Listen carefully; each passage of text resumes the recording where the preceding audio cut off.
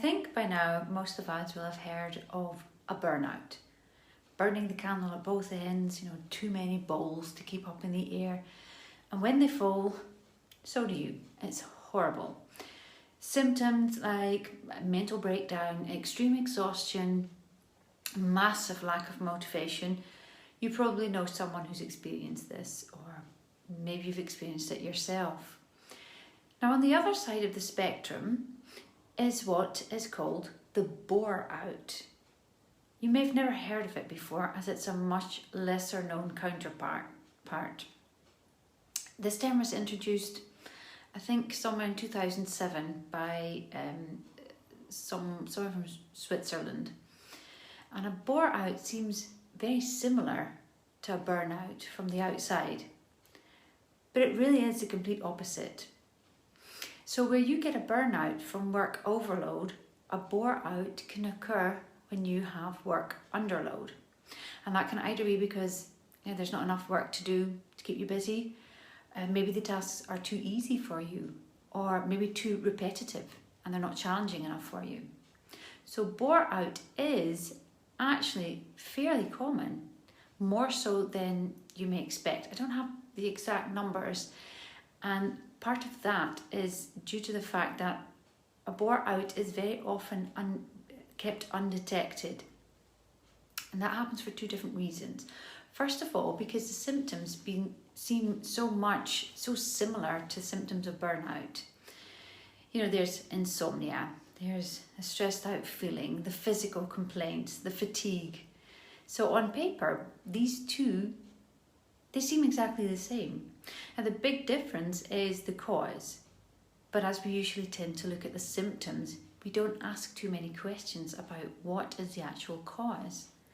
And second of all, it's because it's a taboo to admit that you have a work underload, that you don't have anything to do in these busy days,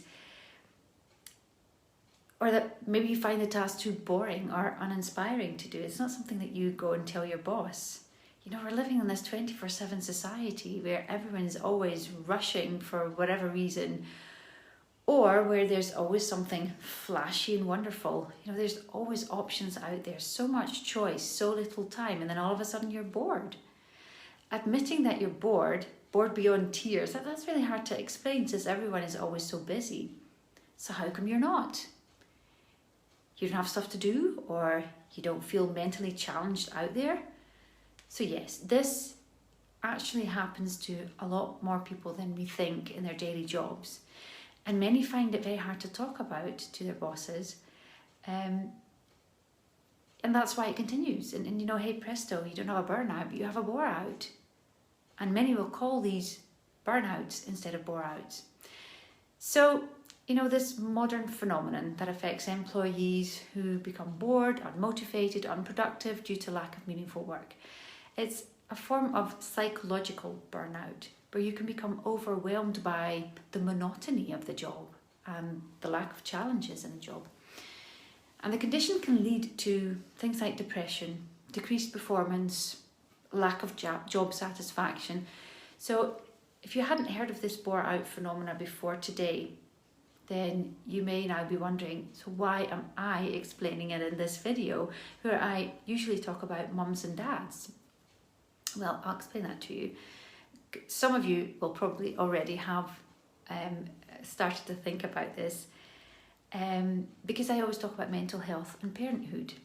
And yes, you as a mum or a dad, as a parent, can be suffering from a bore-out. Now again, according to these Swiss guys, that Swiss institute that did some extensive investigation into the subject, there are 3 common denominators to a bore-out. And the first one is a lack of challenge. Second one is a lack of interest. And the third one is boredom. And mostly these 3 are interconnected and they strengthen each other in pushing you further down that bore-out rabbit hole. It's also very important to know that when you're already suffering from things like lower self-esteem or underestimating yourself, which happens very often to new mothers, when the repetitiveness of taking care of your baby sets in, you're a stay-at-home mum for a long time during your maternity leave, or maybe you've given up your job, whilst everyone else in your life seems to be moving along just fine, or at least they're not stuck at home all the time, and you have the feeling that the tasks that you need to do as a mum, they may not be not challenging enough, especially when you've given up or taken a maternity break from a busy and demanding job. This can really lead into you feeling unchallenged and, being bored.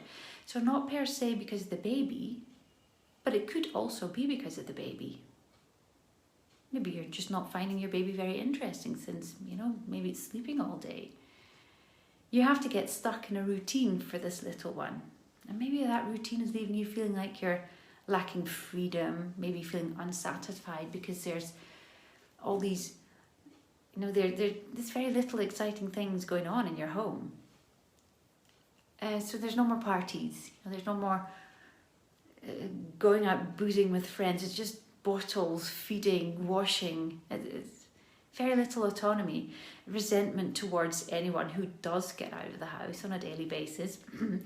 It gets to go into that, they get to go into the big adventurous world, whereas you're stuck at home.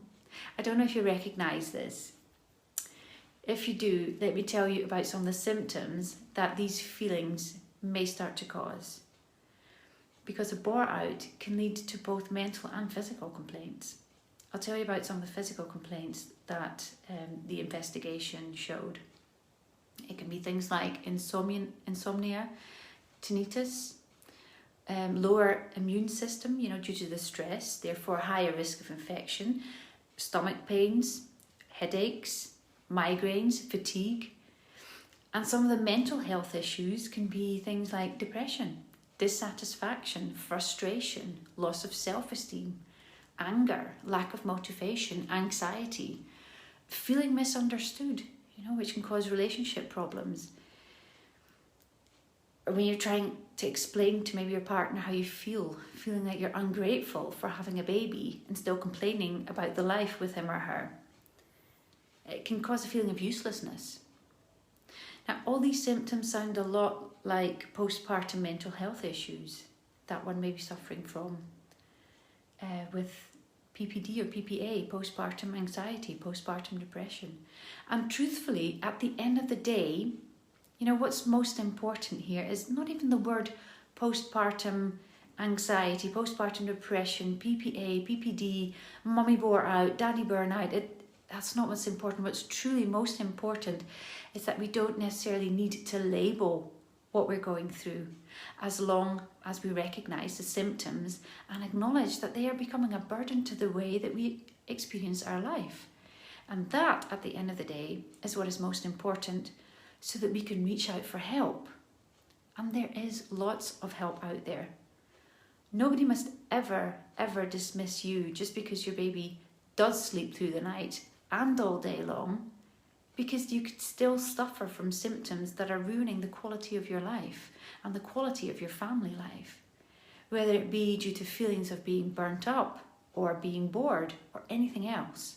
So please never ever dismiss any symptoms that indicate a decline in your mental health or that of somebody else. Reach out for help. There's so much that you can do to become unstuck and to get back on track of leading a happy and healthy life, which you deserve, and so does your family. Take care.